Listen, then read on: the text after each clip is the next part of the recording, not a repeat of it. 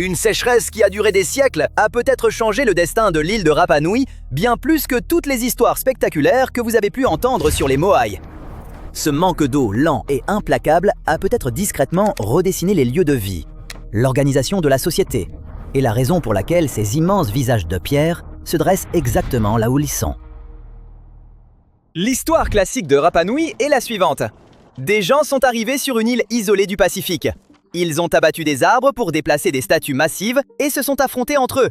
Les ressources se sont épuisées et leur société s'est effondrée. Les chercheurs ont continué à creuser, analyser les sols, étudier les roches et examiner les données climatiques. Plus ils accumulaient de preuves, moins le récit de l'effondrement tenait debout. L'île ne s'est pas simplement désintégrée toute seule. Autre chose l'a poussée année après année, génération après génération. Aujourd'hui, les scientifiques pensent que cet autre facteur était une méga sécheresse qui a duré des siècles. Quand les pluies tombent sous la normale aussi longtemps, la terre change. Les plantes souffrent et l'agriculture devient risquée. L'eau douce devient la ressource la plus précieuse de l'île. Sur Rapa Nui, l'eau douce a toujours été limitée. L'île ne couvre qu'environ 163 km² et ne possède ni rivière majeure ni cours d'eau permanent. Elle possède quelques lacs de cratères volcaniques, mais ils ne peuvent pas subvenir aux besoins de tous pendant les périodes de sécheresse extrême. Quand la pluie disparaît pendant des décennies, chaque goutte compte. La majeure partie de l'eau utilisable de l'île se trouve sous terre. La roche volcanique forme le socle de l'île et l'eau de pluie s'infiltre à travers les fissures pour s'accumuler en profondeur. Dans certaines zones côtières, cette eau souterraine ressort lentement près de l'océan. Quand elle se mélange légèrement à l'eau salée, elle peut rester potable si le taux de sel reste assez bas. Cette étroite bande le long du rivage devient une bouée de sauvetage. Pendant une longue sécheresse, ces points d'eau font la différence entre la survie et le désastre. Et c'est là que ça devient intéressant. Beaucoup de Moai se dressent précisément près de ces résurgences d'eau douce côtière. Ils se concentrent là où l'eau douce aurait été disponible, surtout pendant les saisons sèches. Ce schéma a poussé les scientifiques à poser une question simple. Et si les statues marquaient l'eau? Et si elles se trouvaient là où les gens se rassemblaient parce que l'eau y coulait? Certaines théories anciennes parlaient de compétition entre clans. Plus les statues étaient grandes, plus la puissance était affichée, et plus elles étaient nombreuses, plus le prestige était grand. Mais ensuite, les chercheurs ont cartographié l'emplacement des statues et remarqué qu'elles étaient toutes liées à l'accès à l'eau. Un lien trop fort pour être ignoré.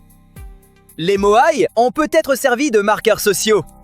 Ils signalaient qu'un groupe contrôlait et protégeait une source d'eau douce vitale. Et dans un endroit presque sans rivière, ce contrôle signifiait tout. À mesure que la sécheresse s'éternisait, la vie s'est probablement rapprochée de la côte. Les zones intérieures n'avaient plus autant d'importance quand les cultures peinaient et que l'eau de surface disparaissait. Les zones côtières avec des eaux souterraines sont devenues des centres d'activité. Les habitants cultivaient avec soin en utilisant des jardins de pierre qui retenaient l'humidité dans le sol. Ils utilisaient des pierres brisées pour réduire l'évaporation et protéger les cultures du vent. Cette technique montre de la planification, pas du chaos. Ça montre qu'ils se sont adaptés aux nouvelles conditions. Les statues elles-mêmes montrent que les gens devaient travailler ensemble et rester organisés pour les réaliser. Certaines pèsent jusqu'à 80 tonnes. Certaines mesurent plus de 9 mètres de haut. Les déplacer sur un terrain accidenté sans outils métalliques semble impossible. Mais de nouvelles recherches ont résolu ce mystère. Ils ont construit une réplique de Moai pesant environ 4 tonnes et demie. Pour l'expérience, 18 personnes ont saisi des cordes attachées à la statue et ont commencé à la balancer d'un côté à l'autre. Pas à pas, ils l'ont guidée sur environ 90 mètres et ils l'ont fait en seulement 40 minutes. C'est étonnamment rapide et bien plus efficace que d'essayer de déplacer un énorme bloc de pierre à plat sur des rondins ou des rouleaux en bois. L'île elle-même facilitait le travail. Les anciennes routes de Rapa Nui faisaient environ 4 mètres de large et présentaient une légère courbure vers l'intérieur sur les bords. Cette courbure subtile fonctionne comme un rail de guidage naturel. Elle aide à maintenir l'équilibre d'une statue haute et lourde qui avance dans ce mouvement de balancier. Chaque déplacement ne faisait pas que transporter un Moai, il remodelait aussi le chemin. Les ouvriers dégageaient probablement les pierres et nivelaient le sol au fur et à mesure, préparant de courts tronçons à la fois. Ils dégageaient sans doute une portion, faisaient avancer la statue en rythme régulier, s'arrêtaient, ajustaient les cordes, nettoyaient la section suivante et recommençaient.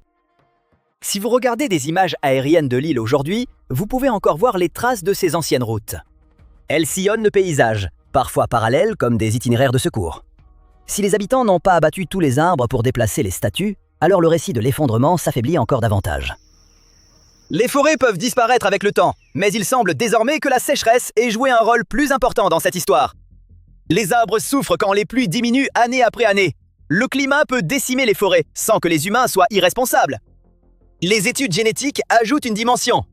Les chercheurs pensaient que la population locale s'était effondrée avant l'arrivée des Européens dans les années 1700. Mais en analysant les génomes de 15 individus historiques de Rapa Nui, ils n'ont trouvé aucun signe d'un effondrement démographique massif dans les années 1600. En génétique, un vrai effondrement laisse une empreinte claire appelée goulot d'étranglement, ce qui signifie que la population décline tellement que la diversité génétique chute brutalement. L'équipe n'a rien observé de tel.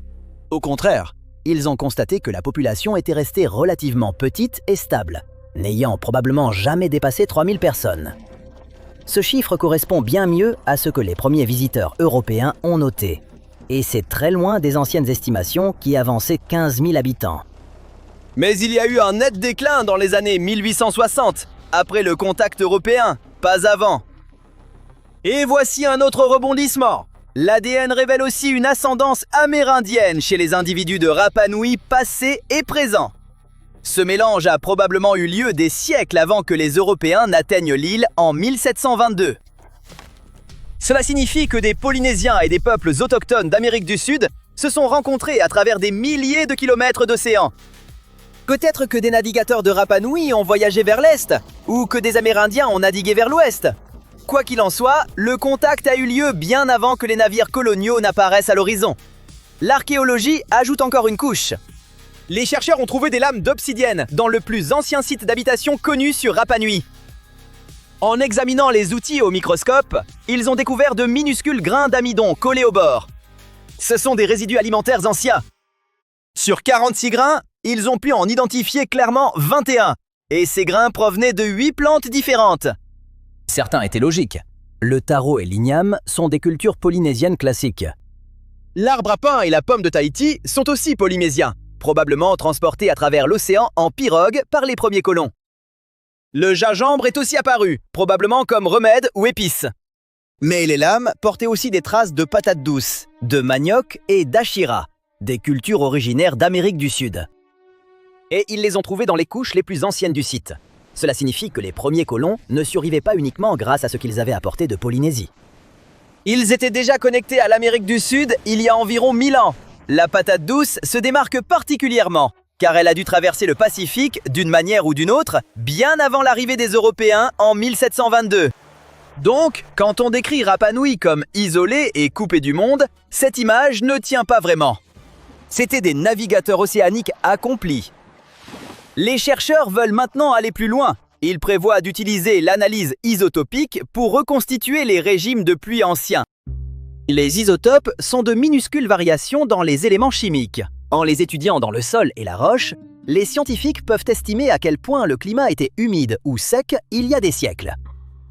Ils veulent aussi cartographier les aquifères souterrains, ces réservoirs naturels d'eau stockés dans les couches rocheuses. Cette cartographie pourrait confirmer précisément à quel point l'emplacement des statues correspond aux sources d'eau douce. Et ainsi, à chaque nouvelle étude, le récit dramatique du « ils se sont détruits eux-mêmes » s'effrite un peu plus. La vie sur l'île n'était pas facile, avec de longues sécheresses qui mettaient tout le monde sous pression. Mais les preuves ne montrent pas une société sombrant dans le chaos. Ça montre des gens qui s'adaptent. Ils se sont attachés à protéger les ressources qui comptaient vraiment. Et tant bien que mal, ils ont tenu pendant des générations dans un endroit qui ne laissait aucune marge d'erreur. Et ça change complètement notre regard sur Rapa Nui. Les têtes géantes de l'île de Pâques sont si populaires qu'elles ont même leur propre emoji. Leur véritable fonction demeure un mystère depuis des siècles, mais il semblerait qu'on ait enfin découvert comment ils ont été érigés et amenés à leur emplacement actuel. Les statues Moai sont composées de 3 parties. Un grand corps jaune, un chapeau rouge, le pukao, et des yeux blancs à l'iris faits de corail. Environ 1 millier d'entre elles ont été sculptées. Les corps principaux de la plupart des statues ont été fabriqués à partir de tufs volcaniques, provenant d'une carrière locale située dans CE, qui était autrefois un volcan. Ce matériau est facile à modeler, mais il n'est pas simple à transporter. C'est probablement la raison pour laquelle les chercheurs ont retrouvé plus de 300 moaïs inachevés dans cette carrière. Les autres se dressent à divers endroits, face au village, comme s'ils veillaient sur les habitants. Il semble donc que les statues aient été sculptées sur le dos. Ensuite, leurs créateurs les ont détachées de la roche, les ont acheminées vers le bas de la pente et les ont placées en position verticale pour terminer le travail. Une fois la tâche accomplie, il était temps de placer la statue sur sa plateforme. Si tu as déjà pris part à un déménagement, tu sais à quel point cela peut être éreintant. Imagine donc qu'il faille déplacer une statue pesant environ la moitié du poids d'une maison, soit environ 80 tonnes, sans voiture ni équipement moderne, et ce, sur une distance de 5 km. Les locaux ont dû inventer une méthode originale pour y parvenir, et les chercheurs modernes ont essayé de la reproduire pour deviner de quoi ils retournaient. Ils ont essayé de traîner des répliques de moaïs sur des traîneaux en bois. On a d'abord imaginé que les habitants de l'île auraient pu utiliser des palmiers à cette fin, mais cette théorie a été réfutée. L'expérience la plus réussie jusqu'à présent a consisté à utiliser des cordes pour faire basculer la statue en position debout le long de la route. Cette méthode semble crédible car les légendes locales de Rapa Nui mentionnent que les moaïs auraient simplement marché depuis la carrière. Et bien sûr, ils avaient besoin d'une bonne route pour parvenir à bon port.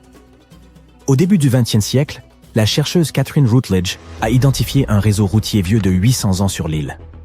Il s'agissait d'un ensemble de sentiers d'environ 5 mètres de large qui partaient tous de la carrière. Elle a d'abord pensé que ces routes remplissaient une fonction cérémonielle et n'avaient pas été construites uniquement pour les statues. Comme elle n'était pas encore une scientifique de renom, ses collègues se sont contentés d'ignorer sa théorie. Plusieurs décennies plus tard, le célèbre aventurier et archéologue norvégien Thor Heyerdahl a publié sa propre théorie. Il a suggéré que ces routes avaient été construites exclusivement pour transporter les moaïs, et que certaines statues avaient été laissées le long du chemin pour une raison ou une autre. Mais en 2010, d'autres chercheurs ont découvert que ces statues n'avaient pas été déposées au hasard. Elles avaient en fait atteint leur destination finale car elles reposaient toutes sur des plateformes enfouies. De plus, la route se présentait comme un fossé. Il n'aurait donc pas été facile d'y tirer des statues massives. Il est encore possible de distinguer environ 25 km de ces sentiers à travers l'île et de les observer sur les images satellites. Il semble que Catherine Routledge ait vu juste. Ces routes ont probablement été construites pour les pèlerins qui se rendèrent au volcan sacré, et les moaïs qui les bordaient étaient en quelque sorte des bornes d'indication. À l'autre bout du monde, dans le sud de l'Angleterre, se trouve un autre mystère fait de pierre.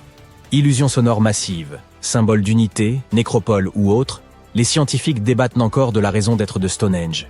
Il aura fallu environ 1500 ans aux bâtisseurs néolithiques pour ériger cette merveille, composée d'une centaine de menhirs dressés en cercle. Des millions de touristes viennent l'admirer chaque année, et les défenseurs du patrimoine s'inquiètent de la route moderne qui serpente maintenant à proximité du site. Cette route moderne est aujourd'hui enfoncée dans le sol, sous le niveau de l'herbe. Et même si les archéologues pensaient pouvoir trouver une route plus ancienne en dessous, ils n'entretenaient que de minces espoirs. Mais en retirant une couche d'asphalte, ils ont remarqué 2 fossés parallèles, qui étaient presque perpendiculaires à la route. Ces fossés relièrent des sections raccourcies d'une plus grande avenue. C'est ce que les archéologues appellent l'ancien sentier menant à Stonehenge. Ils prouvent que les anciens Celtes se rendaient au monument, probablement pour des besoins rituels. Une autre découverte intéressante, faite au cours d'un été particulièrement sec, a été la présence de 3 marques dépourvues de végétation à l'intérieur du cercle de pierre. Il semble qu'elles aient été laissées par 3 rochers massifs.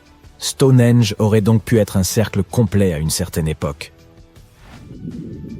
En 2021, des archéologues ont découvert une voie romaine submergée dans la lagune vénitienne. Le fait qu'elle repose au fond des eaux, sur près de 1200 mètres, prouve que les Romains étaient présents avant que le niveau de la mer ne monte et n'inonde la région. Cela confirme la théorie selon laquelle une importante colonie se serait trouvée ici, de nombreux siècles avant que Venise ne soit fondée à cet emplacement au vieux siècle de notre ère. Les Romains de l'Antiquité étaient doués pour de nombreuses choses, dont la construction de routes. Et il semble qu'ils n'aient pas craint de travailler sur les terrains les plus difficiles. Les scanners ont révélé que la route antique avait été construite directement sur la plage, ce qui aurait nécessité de sérieuses compétences. Maintenant, imagine un village vieux de plus de 1000 ans, est comme figée dans le temps. On y trouve encore de la nourriture à moitié mangée sur les tables et des effets personnels abandonnés dans la précipitation. Si tout cela est si bien préservé, c'est grâce aux cendres volcaniques qui le recouvrent. Des chercheurs ont découvert ce village en 2011, dans l'actuel Salvador. Ils pensent qu'une grande célébration aurait eu lieu il y a plus de 1400 ans, dans un village maya du nom de Sérène. Tous les habitants étaient présents, à orner le temple principal en vue du grand rituel lorsqu'un volcan voisin est entré en éruption. Les quelques 200 villageois n'ont pas eu le temps de rentrer chez eux. Pour sauver leur vie, ils ont dû prendre la fuite et se réfugier au sud, sur une route de style maya surélevée appelée le Sagbé. Ils sont parvenus à échapper au panache de cendres volcaniques. En plus de contribuer à sauver tout le monde, la route présentait une autre caractéristique intéressante. Tous les Sagbés sont recouverts d'une couche de pierre, laquelle est faite de cendres. Ironique, n'est-ce pas? Cela prouve que les Mayas n'utilisèrent pas que des pierres pour construire leur route. Des archéologues ont découvert plusieurs pièces de monnaie à Jérusalem lors de l'excavation d'une ancienne rue. En voyant la date de leur frappe, ils ont compris que la route avait été construite à l'époque où Ponce Pilate était le gouverneur romain de Judée. En tant qu'administrateur local, il est presque certain que c'est lui qui a ordonné la construction de cette route. Les pèlerins l'empruntaient probablement pour se rendre sur le mont du Temple, afin d'y célébrer leur culte. Ce chemin, construit avec plus de 10 000 tonnes de calcaire, était presque aussi large qu'un autobus est long, soit près de 8 mètres. Il se trouve là depuis 2000 ans. Il n'est pas courant de découvrir une route ancienne aussi finement ouvragée, et on ne sait pas très bien pourquoi un gouverneur romain aurait dépensé autant d'argent pour celle-ci. Il s'agissait probablement d'une tentative visant à s'attirer les grâces de la population locale. En outre, c'était un excellent moyen d'exhiber la richesse et le pouvoir de Rome. L'Old North Trail est une ancienne route que les habitants d'Amérique du Nord ont empruntée pendant 10 000 ans, d'abord à pied, puis avec des chiens, et enfin avec des chevaux. Les premiers voyageurs se déplaçaient à travers le continent en empruntant ces chemins sur des milliers de kilomètres bien avant l'arrivée des premiers Européens, et ce même pendant la dernière période glaciaire. Ils s'en servaient pour transporter des marchandises, explorer, rendre visite à des parents ou encore trouver un partenaire. Les chercheurs ne cessent de retrouver des preuves de la véracité des légendes des Indiens pieds noirs à propos de cette piste. Il pourrait même s'agir de la route qui a servi à l'une des plus grandes migrations humaines de l'histoire. Les peuples qui ont traversé le pont de Béringie depuis l'Asie il y a environ 15 000 ans et se sont installés en Amérique du Nord pourraient avoir emprunté ce corridor libre de glace le long des Rocheuses, qui est devenu plus tard une partie de la piste. La route Nakasendo a été construite au XVIIe siècle, pendant la période Edo de l'histoire japonaise, afin de relier Kyoto à Tokyo. Longue de 500 km, elle traverse des chaînes de montagnes et redescend dans la plaine. C'était l'une des 5 routes principales utilisées par les seigneurs féodaux et leur suite pour se rendre à la capitale. On comptait 69 relais de poste le long de la route où les voyageurs pouvaient passer la nuit. Elle a été construite pour les piétons et les chevaux, car les Japonais n'utilisèrent pas encore de calèches. Il est d'ailleurs encore possible d'en parcourir certaines sections à pied.